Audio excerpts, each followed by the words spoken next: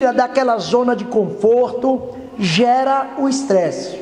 Quando você começa a não conseguir dormir, levanta, instala muito a junta, bebe muita água, come, que é uma benção. Dele, se ele encher a boca e mastigar, ele se sente bem pela degustação. Quando ele mastiga, então ele está lubrificando glândulas, ele está mexendo, a hipófise e o hipotálamo começa a mandar mensagens para as outras glândulas, e ele está mastigando, ele se sente bem, por isso enche. A tendência natural é que o estressado acrescente algumas graminhas. Estou sendo generoso. Engorda. Está me entendendo?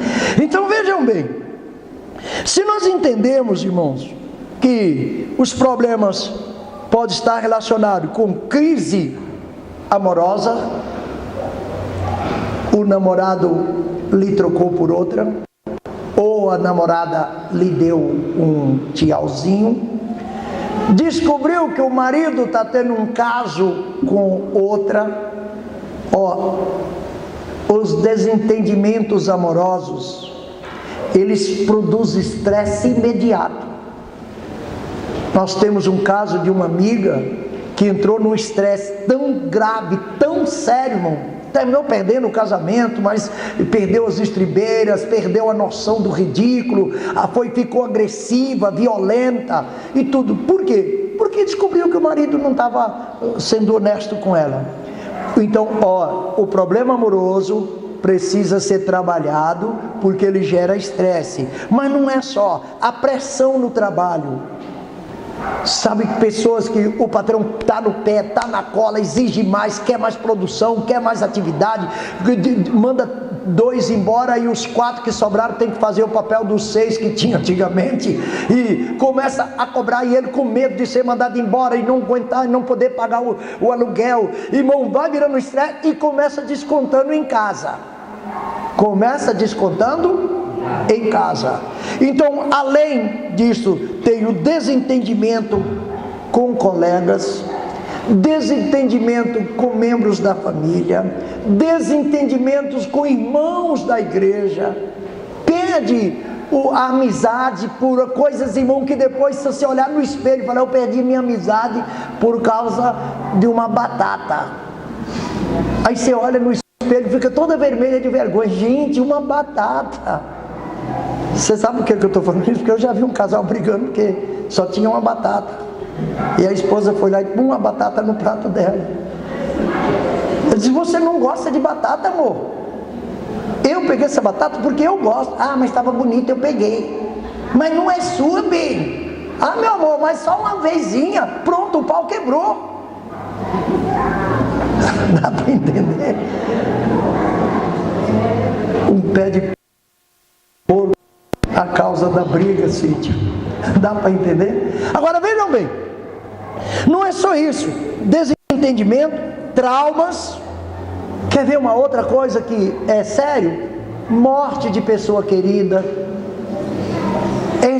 Eu preciso falar um pouco, apesar da gente saber que tem lutados aqui, e não é um só, né? Tem pessoas que passou recentemente pelo sofrimento do luto.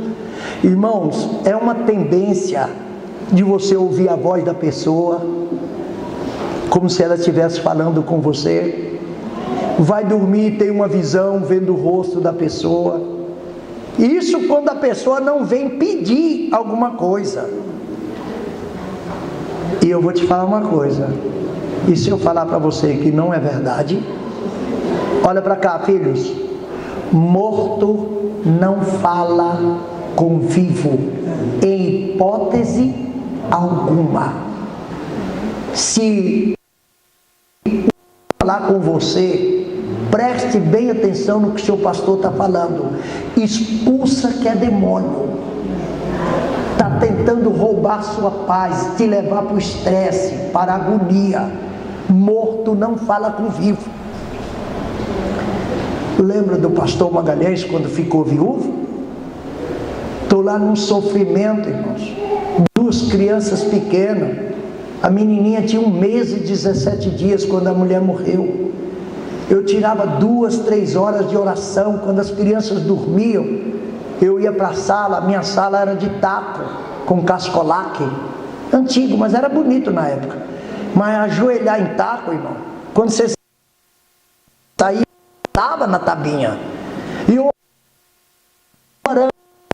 Meu teto era de estuque. Nem existe mais isso, né? Mas era de estuque. Sumiu. Eu vi uma nuvem.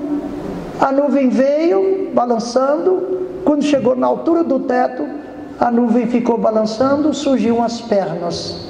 Depois a barra do vestido. Depois os braços. Depois a cabeça. E era a falecida. E olha o engraçado. A falecida disse: Zé, não case com a Irã, case com a Priscila. Olhou de novo e sumiu. Eu acordei todo arrepiado, mas já tinha essa consciência de que morto não fala com vivo. Se foi para o céu, não vai querer voltar aqui para falar com vivo, mas nem de qualidade nenhuma. Se foi para o inferno, pior ainda que não sai. Minha esposa morreu crente, morreu na igreja, morreu, como diz outro, morreu cantando. Então não havia motivo nenhum para ela vir aqui. Aí ponto, vamos encerrar o testemunho, que é só para ilustrar. Toninho, eu tenho 37 anos que estou casado com a Irã. Ninguém vai perguntar cadê a Priscila? 2 anos depois, Priscila era alcoólatra, foi beber cachaça. Não tenho certeza se já voltou para Cristo, mas acho que a última vez que vi ela ainda estava desviada. Deve ter uns 8, 9 anos que eu a vi. Olha só, e se eu tivesse entrado para o lado de lá, obedecido à voz da falecida? Então a morte de ente querido também produz o estresse. A gente fica só pensando, só falando. Às vezes fica pensando, Silvana, será que morreu mesmo? Já pensou se ela só deu uma desmaiada prolongada e acordar lá dentro do caixão sem chance nenhuma? Aí, olha o sofrimento que a pessoa está passando aqui, irmão. Ela não leva em consideração os médicos, não leva em consideração a autópsia, não leva em consideração o legista que assinou o atestado de óbito.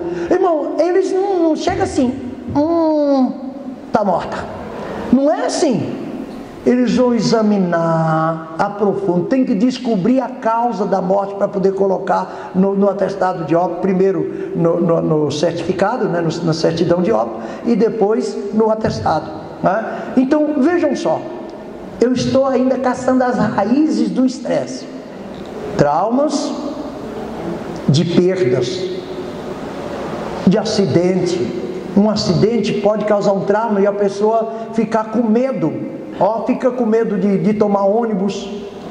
Por quê? Porque o ônibus bateu um dia com ela. O Vicente, presbítero, sua família, o carro capotou 3 vezes daqui para o Mato Grosso. Aí eles vieram de pé porque não podia mais andar de carro. Não, vieram de carro. Não, irmão, de carro eu não entro mais. Aí pronto, fica aquele trauma, não entra mais de jeito nenhum, por causa do acidente. Então eu estou aqui buscando causas. Além disso, nós temos agora, e quais são os efeitos do estresse em nós? Aqui 2 dimensões. Primeiro, na dimensão física e na dimensão emocional.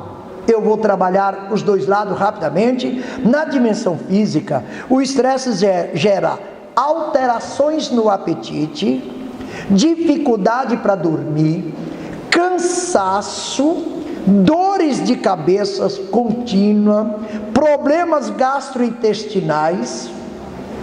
Quem já ouviu falar de gastrite emocional? Olha aí, quem trabalha na área da medicina também sabe disso. A gastrite provocada por comidas ácidas ou quentes. Às vezes a pessoa come muito quente, queima o esôfago e depois fica aquela feridinha. Toda comida quente ou ácida que cai ali, ele vê estrelas. Mas tem pessoa que tem gastrite de raiva. É só ficar com raiva, a gastrite. Quer que eu fale a verdade? Faz rolar no chão de dor. Estou falando do que vi. Era gastrite emocional. Fazia uma endoscopia, não tinha nada. Seu esôfago está perfeito, filha. Mas rola de dor no dia que fica com raiva. Olha para você ver. Além dos problemas gastrointestinais, dificuldades de se concentrar, está fazendo uma coisa, lembra que já tinha começado outra, volta para fazer a outra, depois fala, ai meu Deus, deixa a segunda lá sem fazer, aí volta para fazer a segunda, resultado, termina o dia, não fez nenhum e nem outro, não consegue concentrar. Isso é grave. Raciocinar com vulnerabilidade, pensar em coisas que não existem. Olha, pegar a Sarinha aqui como exemplo. O marido trabalha com automóvel, com seu carro, na rua. Deu 10 horas, Maciel não veio, já sei. Bateu o carro. Bateu, pode crer, bateu. Ó gente, eu não mexe com ele. O pai bateu. Irmão, ele pegou um passageiro abençoado, foi levado no aeroporto, está esperando o passageiro pegar uma bagagem lá para voltar, vai ser a melhor corrida dele. Mas tu já desesperadinha lá, já deu um cascudo no menino, um chega para lá na garotinha. Por quê? Porque a vulnerabilidade do raciocínio começa a pensar em coisas, e engraçado, a gente nunca pensa no melhor. Ah, meu marido está demorando, graças a Deus, é porque ele pegou uma corrida boa, é porque ele está ganhando dinheiro. Não pensa, irmão. Dá para você entender? Mas o que mais?